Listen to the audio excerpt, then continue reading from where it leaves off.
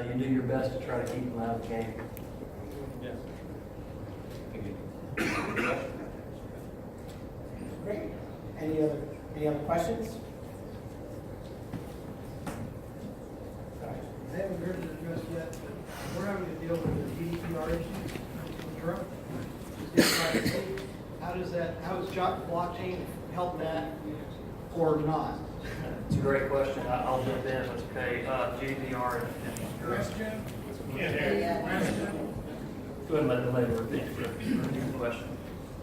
My question was in regards to GDPR, correct? The data privacy issues, and it's a very real concern because it happens this month.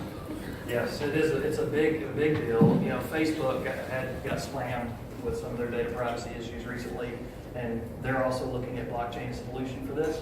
There's big movements in self-sovereignty, data self-sovereignty, self-sovereign information, where you control your own data and you provide visibility as a consumer and as a business. That's only going to explode. I mean, that's going bigger and bigger, particularly with GDPR as a requirement. You know, it's your data and you have control. And there's a lot of movement in the healthcare industry relating to that, where you can imagine that you have all of your personal information about your health records, and you then visit other doctors. So right now they all have copies of your health data, all the doctors and dentists and everyone you deal with.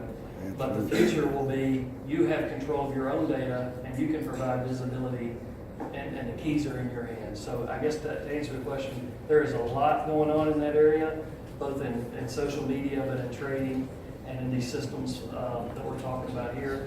And it's going to come down to you yourself are in control of your own data. And it's going to happen sooner than later, I think.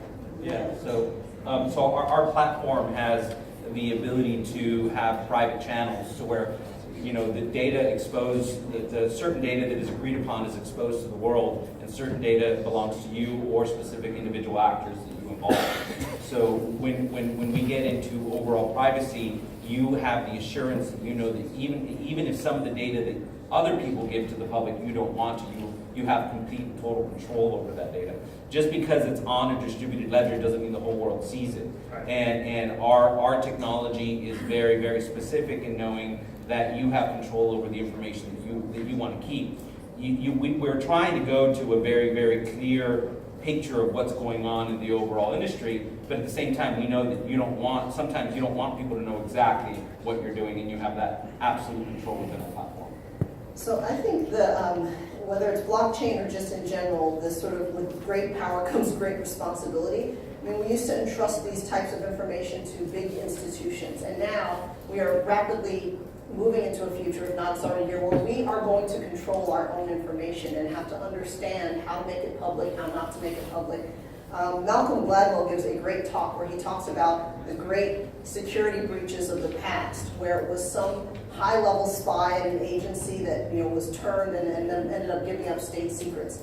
Now, if you think about the scandals that have happened in the last couple of years, it's a low-level contractor. It's some 19-year-old kid who's got a password and a memory stick and can just destroy an entire institution with that sort of knowledge. And I think that overall, not to scare anyone, but that's the future we have to be prepared for. Blockchain is only one component of that, but I think it confers on it some great ability to bypass some of these old archaic institutions. It also means that we have to understand, and still there's a role for third parties so that you can know who you're dealing with and understand the technology so you can't be hacked and all that kind of stuff.